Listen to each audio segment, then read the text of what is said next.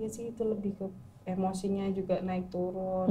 Kalau misalnya baby nangis, kita kan jadi yang panik gitu kan karena baru pertama kali ngurus manusia baru gitu lah istilahnya.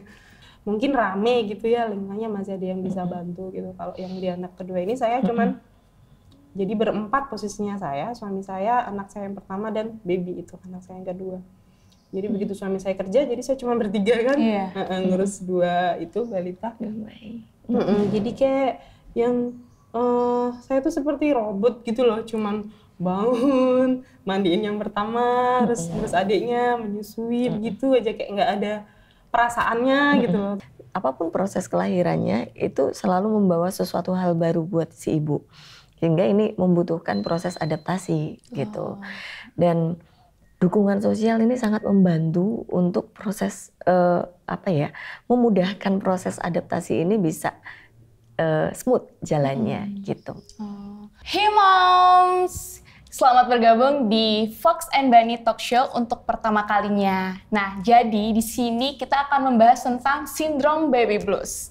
Nah, di sini juga kita akan kedatangan psikolog Galuh Setia Winahyu yang merupakan founder dari Dharma Setia Konsultan dan juga Ketua Stipsi Yogyakarta. Nah, di sini juga ada mom gadis yang pernah merasakan sindrom baby blues. Nah, mungkin mom sendiri ada yang pernah merasakan baby blues atau mungkin masih tabu nih, baby blues itu apa sih sebenarnya? Nah, saatnya di sini di talk show pertama Fox and Bunny kita akan membahas sindrom baby blues.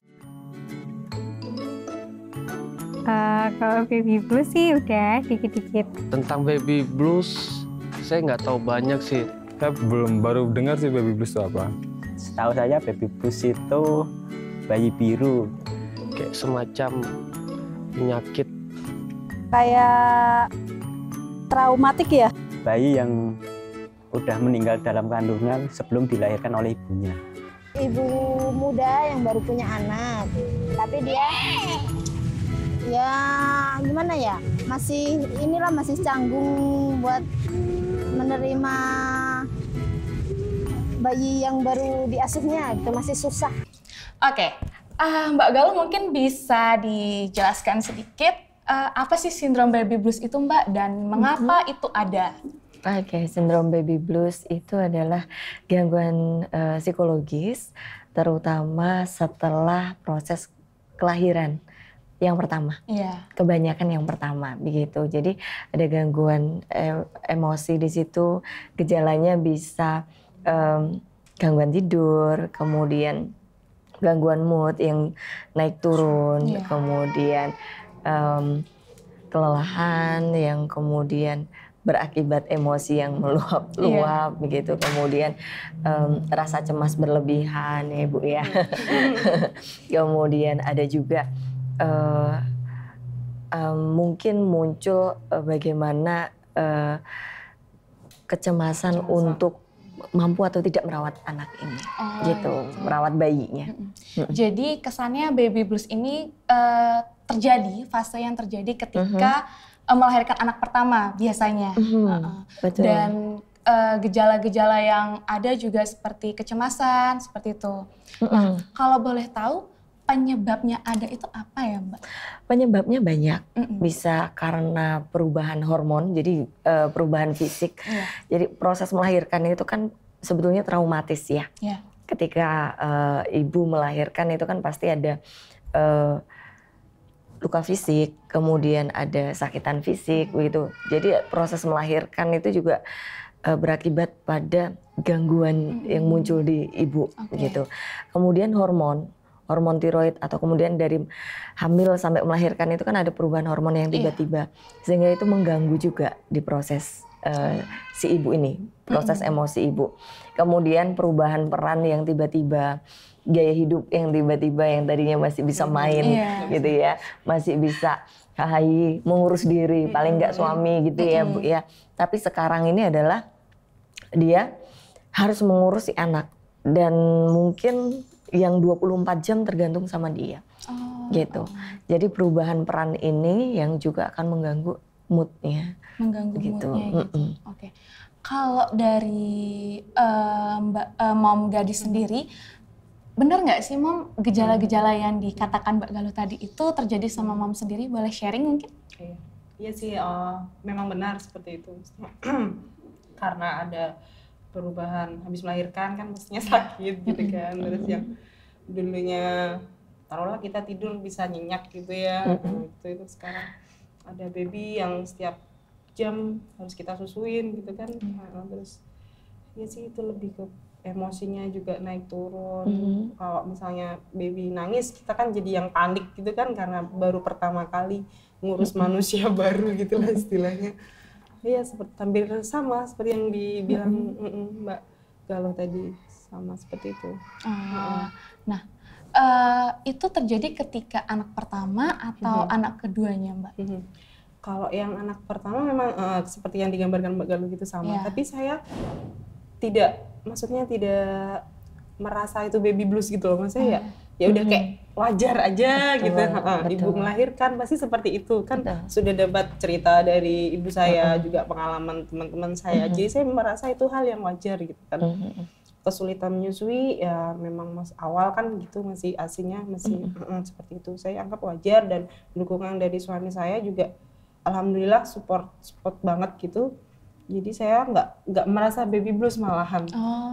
Jadi ya memang capek gitu. Terus begadang, cuman nggak yang mengaruh banget di anak saya, dan saya tuh malah tidak terlalu berpengaruh gitu. Nah yang di anak kedua ini malah justru yang terlihat sekali ininya pengaruhnya. Karena mungkin saya merasa apa ya istilahnya udah sombong jumawa gitu lah, ini anak kedua pasti saya lebih bisa gitu kan, udah ada pengalaman dari kakaknya gitu. Dan saya kebetulan kalau yang di anak pertama kan di mertua, jadi mungkin rame gitu ya, lingkungannya masih ada yang bisa bantu gitu. Kalau yang di anak kedua ini saya cuman jadi berempat posisinya, saya, suami saya, anak saya yang pertama, dan baby itu anak saya yang kedua. Jadi begitu suami saya kerja, jadi saya cuma bertiga kan, ngurus dua itu balita. Jadi kayak yang saya tuh seperti robot gitu loh, cuman bangun, mandiin yang pertama, terus adiknya menyusui gitu aja, kayak nggak ada perasaannya gitu loh. Terus kayak udah tidur, yang babynya tidur gitu kayak sepi gitu, kayak hampa gitu lah, kayak gitu. Jadi awalnya mungkin karena saya merasa sombong itu tadi, saya pasti bisa gitu kan, tapi ternyata enggak. Dan ada kesulitan juga di menyusui karena saya flat nipple kan, yang di anak pertama kan bisa, saya juga merasa pasti anak kedua juga bisa gitu kan. Ternyata enggak kan, tiap bayi beda, dua individu kan. Ternyata di anak kedua saya ini juga enggak bisa. Terus saya kayak memaksakan ke anak kedua saya ini untuk kamu pasti bisa gitu kan. Jadi kayak ada beban di situ juga, saya yang kayak memaksakan ke anak yang kedua saya itu. Terus ya itu tadi, saya kayak jadi nggak kayak robot itu tadi, kayak ngeblank gitu, paling kalau udah mereka tidur gitu saya yang bingung gitu. Terus asinya pun kayaknya nggak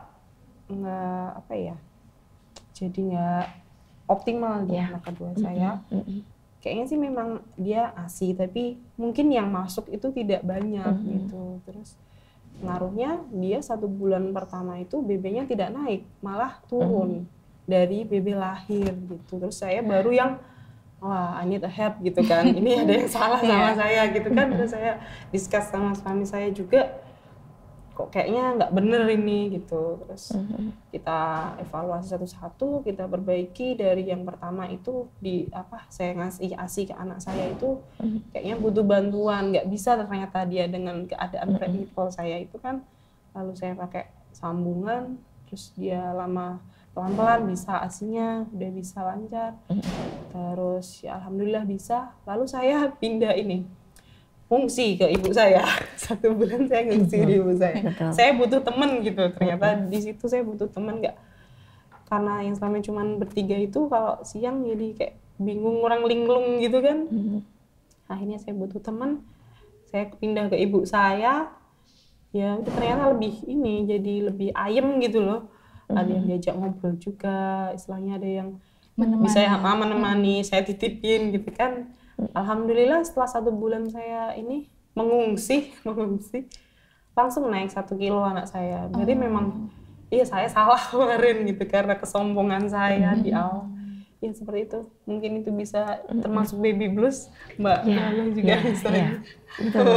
Oke, jadi itu Panjang banget. kasusnya Mbak Devi sendiri, Mbak Gadis sendiri, itu kan mendapat dukungan dari keluarga ya, disupport suami, oleh mamanya dan juga suami atau mungkin teman-teman yang lain gitu. Nah, gimana Mbak? Menurut Mbak Galuh, seberapa penting sih sebenarnya support keluarga, lingkungan ketika ada yang terkena sindrom baby blues itu sendiri? Sebetulnya jangan sampai kena sindrom baby blues ya, tetapi begini, ketika ada ibu melahirkan, ibu melahirkan ini adalah ibu yang dia sedang memasuki sebuah kehidupan baru gitu. Jadi dia pasti akan membutuhkan penyesuaian sehingga butuh sekali dukungan dari lingkungannya. Nah ini kenapa kok tadi Ibu Gendis ini ya, Om Gendis ini kan di anak pertama masih aman ya. Mungkin sebetulnya itu ada kekhawatiran waktu itu yang lebih terjawab gitu, langsung ada dukungan sosial sehingga itu tidak menjadi parah begitu. Nah di yang kedua ada potensi sebetulnya dari anak pertama, kemudian kedua, dan ini teraktualisasi karena memang dukungan sosialnya berkurang. Apalagi kelelahan fisiknya ditambah gitu kan, karena waktu anak pertama udah banyak yang bantuin, jadi istirahat cukup gitu kan. Di anak kedua Kurang. tambah nggak bisa bantu karena apapun proses kelahirannya itu selalu membawa sesuatu hal baru buat si ibu, sehingga ini membutuhkan proses adaptasi gitu. Dan dukungan sosial ini sangat membantu untuk proses memudahkan proses adaptasi ini bisa smooth jalannya gitu. Nah kalau semisal nih Mbak, kan ada beberapa lingkungan yang tidak menyadari seperti Mom Gadis sendiri bilang, aku nggak tahu kalau itu baby blues gitu kan. Nah tapi ternyata pas dievaluasi semuanya mensupport. Nah ada nggak sih Mbak saran atau gimana kalau misalnya lingkungan sekitar itu justru tidak memahami kita dan kita sendiri juga nggak tahu kalau kita tuh terkena sindrom baby blues gitu? Oke, jadi itu pun juga sebetulnya adalah bagaimana sindrom baby blues ini menjadi tidak mudah dikenali ya. Jadi secara penelitian hampir 80% ibu melahirkan itu terkena sindrom itu, gitu. Jadi ada sebuah penelitian yang menyebutkan begitu. Ini mereka juga nggak sadar sebetulnya kena sindrom baby blues. Tapi sindrom baby blues ini memang dia munculnya 3-6 hari setelah melahirkan dan berlangsungnya sampai usia 2 minggu, sekitaran usia 2 minggu melahirkan. Kalau itu berlangsung lebih lama lagi, maka dia bisa menjadi depresi postpartum gitu. Maka ketika sudah ada ibunya yang uring-uringan, kemudian sudah muncul tiba-tiba nangis sendiri misalnya begitu, maka support sosial ini harus bergerak gitu. Support sosial, kemudian si ibu juga harusnya menyadari bahwa there's something wrong gitu kan. Kok aku dikit-dikit nangis sih, kok aku gampang capek sih gitu. Dikomunikasikan ke suami gitu, atau ke orang-orang yang memang ada di sekitarnya. Kalau memang tinggal di rumah ibu, sampaikan ke ibu gitu. Kalau misalnya tinggal di rumah mertua, mungkin bisa dikomunikasikan juga ke mertua begitu. Gitu. Kalau sewaktu Mom Gadis terkena sindrom baby blues, kalau boleh tahu itu waktu bekerja atau sudah tidak bekerja? Sudah resign saya. Sudah resign. Berarti nah ketika itu kan agak uring-uringan, sedikit sedih dan lain sebagainya. Itu suami gimana Mbak? Maksudnya tanggapannya apakah dia ikut marah-marah, kamu kenapa sih kayak gitu? Atau dia justru, oh enggak, kamu itu keep calm atau bagaimana? Suami saya, alhamdulillah dia ini sih pendengar yang baik. Jadi dia mendengarkan dulu, kamu kenapa gitu kan. Tapi saya tipe yang susah ngomong gitu loh. Jadi memang saya tuh dari dulunya memang suka mendem sendiri sih, mungkin juga terakumulasikan seperti itu ya. Jadi gitu, dia lebih yang mendengarkan dulu, terus dia kasih saran, terus ya coba ini dulu, kasih option, coba kita kayak gini, coba kita kayak gini gitu. Terus ya udah kita coba bareng-bareng gitu. Dia sih sangat dukung dia, mendengarkan dulu sih dia. Luar biasa. Luar biasa. Ya alhamdulillah saya. Men-support sekali ya. Betul. Oke, jadi Mbak Galuh sebenarnya bisa nggak sih seorang ayah itu terkena sindrom baby blues? Tapi nanti dulu dijawabnya. Nanti kita akan hadir kembali di segmen selanjutnya.